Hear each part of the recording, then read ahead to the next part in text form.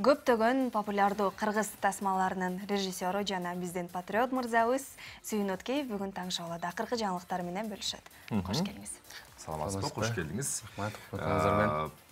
Жакында кече жакында 10-май күнү жаңылышпасам жаңы тасманын бетачары болду. Элүк басын. Эл угуш керек болот демичи. Аты ошондой болот бирок эл угуш керек. Өз арабызда талкуулаганда эл укпас бул аталышына алгач кулак илинет экен. Эмне үчүн укпаш керек? Ичинде эл укпай турган маалымат. Эмне укпасын деп атат деп. Азыр болсо негизи чындыгында көпчүлүктөр кызыгып калса керек, чын ушул тасма тууралуу кеп калсаганда. Негизи мындай да баягы тасманын ийгилигинде ошол тасманын аты да аябай чоң роль ойнойт да. Ошол эл укпасын деп. Кемени кандай атасаң, ошондой болот деген. Ошон үчүн ат коердо да аябай мындай кылдатык менен иштейбиз. Бирок негедир ушул тасмада ат коердо аябай кыйналдык. Ат чыккан жок да. Мурунку тасмаларда мынчалык кыйналган эмес, бат эле тапчу элек. Анан мында ошол ойлонуп отуруп, кандай алсак экен деп отуруп, анан эң аягында канчалаган бир 1-2 ай ичинде анан табылды окшойт булатчы, эл укпасын деп. Эл эмне дейт деп койсокпу деп ойлогонбуз, бирок ал дагы эмнегедир ошого окшогон долбоорлор бар экен. Анан эл укпасын деп коюп, анан башында өзүбүз да анчалык көнгөн жокпуз. Кандай болуп кетет экен, эл кандай кабыл алат экен депчи. Анан аягында жок, ошолго токтолдук. Азыр жакшы, силер айткандай эле баягы эмнеге эл укпасын деп ошондой суроо мындай туудуруп атат. Ошого жооп издеген үчүн тасмага барса болот десеңиз. Ооба. Бул кинофильмди сиз эмнеден улам баштап калдыңыз жана актёрдук состав тууралуу дагы кеп калсак, анткени мен айрым маалыматтарга кулагым чалып калды. Жалаң ушул кино айдыңында эмгектенип жүргөн театрдын кинонун актёрлору катышты. Актёрлор катышты деп. Туура айтасыз. Бул биз былтыр Мегатой аттуу тасма тартканбыз. Анан ошол тасмада биз байкап көрсөк, мындай бир эле жаштарга эмес, улуу мундун өкүлдөрүнө да жаккан тасма болуптур. Баягы элдик тасмага айланып, мындай көп көрүүчүлөр болду.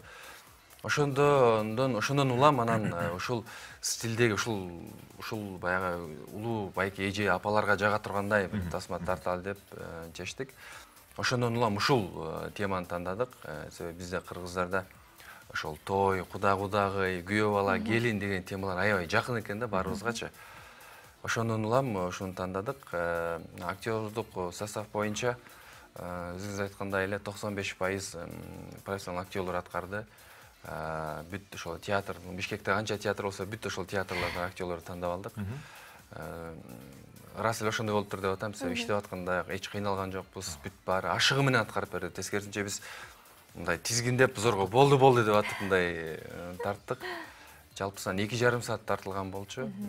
Ошонун 45 мүнөтү тилекке каршы кескенге туура келди. Азыр мына 2-3-4 күндөн бери ошол прокатка чыгып көрсө болуп атат. Чындыгында эле сиздер эмнени эл укпасын деп жашырып атап койдуңуздар. Чындыгында биз кызыгып атабыз. Балким мүмкүнчүлүк болсо көшөгөнү кичине ачып кетпейсиздер да. Бизде кыргыздарда мындай бир салт бар. Белгуда, бешик куда деп коет. Белгуда деген ошол апасынын курсагына жатканда эле кудалашып коет. Бул кыз болсо алабыз, эркек болсо ошол кызыбызды беребиз депчи.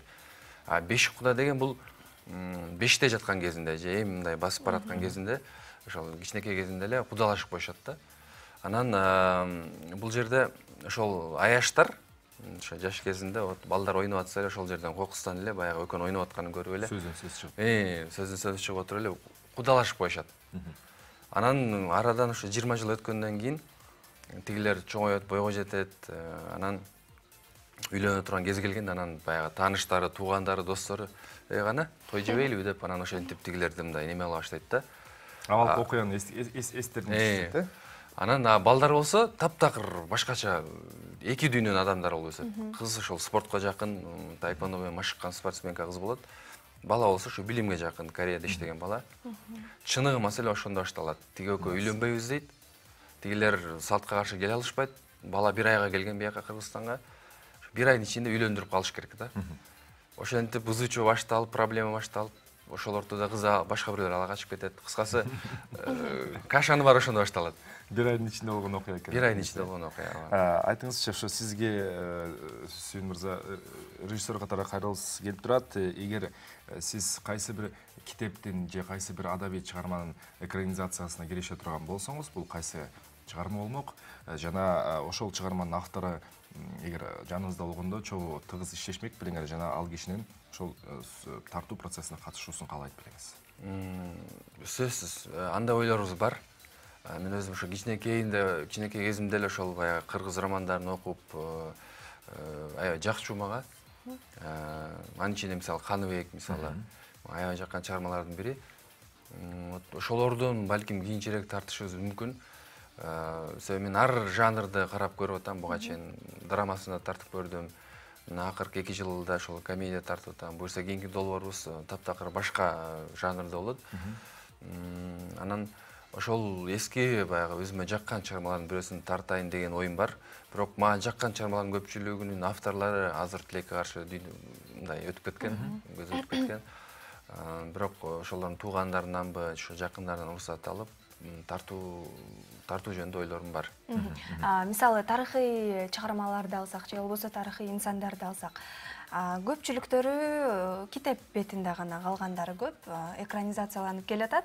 Акыркы кездери мына мисалы Курманжан Датка жана башка тасмалар. Сиз кайсы тарыхый инсанды көмүр тутасыз жана кимди экранга алып чыгып, анын жашоо таржымалын биздин келечекте өсүп келе жаткан өспүрүмдөргө көрсөтөт элеңиз?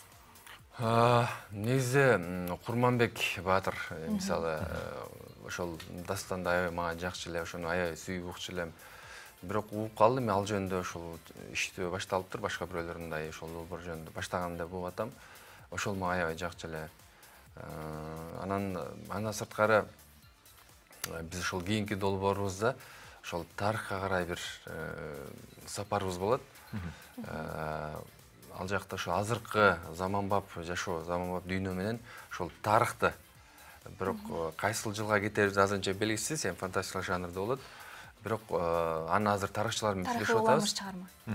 Тарых менен азыркы эменин экөөнүн чогуу болот. Бирок кайсыл жылга барарыбызды азырынча ошол тарыхчылар менен сүйлөшүп атабыз. Эми убакыт машинесине отуруп алып дагы барып келебиз дейсиз. Буюрса барып келебиз. Анан ошондо дагы тагыраак белгилүү болот. Канча жыл аркага кетерибизге карап туруп, анан ошол тарых адамды тандап, ошонда кичине үстүндө иштеп кетебиз деген оюбуз бар. Азыркы кыргыз кино искусствосун ар кандай кылып талдаса болот. Ар жумада жок дегенде бир жолу бирден тасма жаралып, анын айланасында талкуулар болот, же болбой да коет. Ал ошол тартылган тасманын сапатына жараша болот да. Айтайын дегеним, кыргыз киносунун жандануусун негизги өзү эле жеңиш катары талдайт элем. Анан сиз азыркы учурда кыргыз киносунун негизги жеңиши эмнеде деп ойлойсуз? Негизги жеңиши ошо өзүңөр айткандай эле жандануу бар. Алдыга мындай бир аракет бар да. Мурун билесиздер 90-жылдан баштап көп эле тасмалар мындай тартылбай калган, токтоп калган. Азыр болсо жакшыбы, жаманбы, сапаты барбы, жокпу? Бир жылыш бар, алдыга карай бир мындай аракет бар да. Ал жактан эми ошол телекөрүүчүлөр өздөрү тандап алат. Кайсыл тасма жакшы, кайсыл тасмага барса болот, барса болбойт деп. Ошол кино көрүүчүлөрдүн дагы мындайча айтканда табити да өзгөрө баштады. Эгер тасма начар болсо, канчалык пиар, канчалык реклама кылсаң деле барбайт. Мындайча айтканда мындай акырындап иликтөө, тандоо башталды. Акырындап барып ошол эң мыктылар гана калат деп ойлойм. Өзү ушундай болуш керек, элдин баары аракет кылып көрүш керек. Тандоо башталды дедиңиз. Бизде акыркы 5-6 жылдын ичинде режиссерлор арасында деги эле келбети келишимдүү кыздар болсо, анын таланты барбы, жокпу, ойной алабы? Эң негизгиси келбетине карап, клип ошол эле кинодо тартылып келген учурларды кездешебиз. Инстаграмдагы көп киши катталса, жылдыздар, Инстаграмда жылдыздар десек болот. Биздин режиссерлор азыркы күнү сиз айттыңыз 95% профессионал актерлорду чакырдым деп. Биздин режиссерлор ушул нукка өтүп баратабы? Жана жакын арада өтүшү керекпи деги эле? Эмне үчүн өтүшү керек? Мына ушул суроо кызыктырып турат бизди. Эми азыр мен ушул акыркы тасмам, мен 6-чы тасмам экен. Жалпысынан 7 ошол бир кыска метраж тасмам бар, ошонун 7-чи тасма экен да. Эми улам ар бир тасмада, ар бир долбоордо жаңы нерселерди үйрөнүп, өзүбүзгө мындай тажрыйба алып келатабыз. Мен буга чейин жылдыздар менен иштешип көрдүм, жаңы жүздөр менен иштешип көрдүм, баары менен иштешип көрүп атабыз. Азыр акыркысында ошол жалаң профессионал. Былтыр Мегатойдо да ошол профессионалдар менен иштешкенбиз. Мен ойлойм, убакыт менен ошол жаңы келаткан, жаңы чыгып келаткан режиссерлор акырындап бары бир ошол профессионалдар менен иштешкенге мажбур болот. Себеби алар өз жумушун мыкты билишет, мындайча айтканда жоопкерчиликтүү. Алар иштегенде дагы мындай жакшы иштейсиң да. Мен ойлойм, баары акырындап барып ошол нерсеге өтөт. Өтүш керек, мажбур. Жоопкерчиликтүү деп калдыңыз. Сизде мисалы кино тасманы тартып баштаганда кандайдыр бир оңтойсуз абалга калтырган учурлар кездешти беле? Жок, мисалы бул ушул азыркы долбоордо эч кандай бир кыйынчылык болгон жок. Башка долбоорлордо. Эми өтө чоң бир эме болгон жок, өтө чоң бир маселе болгон жок. Бирок эгер профессионал актер эмес болсо, бир аз кыйналган, дубльдар көбүрөөк болуп калышы мүмкүн, убакытты көбүрөөк алып коюшу мүмкүн да. Профессионалдар андай болбойт. Даярданып келет, керек болсо ошол площадкага сенден мурун келип даярданып турушат. Кыскасы, профессионалдар иштөөнүн эмеси аябай эле көп пайдасы. Рахмат сизге. Канышай, телекөрүүчүлөр, кино кыргыз киносу жанданды, жана барган сайын бул кинодо чыныгы артисттердин, чыныгы актерлордун орду дагы орчундуу болуп баратат деген оюн билдирген. Жана эл уксун деп жар салабыз. Эл укпасын деген кино тасмага чогуу барып келели. Режиссер Сүйүн Өткеев, медиа өнүктүрүүчү НТС телеканалы болду. Кино каралы, кыргыз киносун көрөлү, кыргыз киносун сүйөлү. Бир канча көзөмөлдөн соң кайрадан жолугушабыз.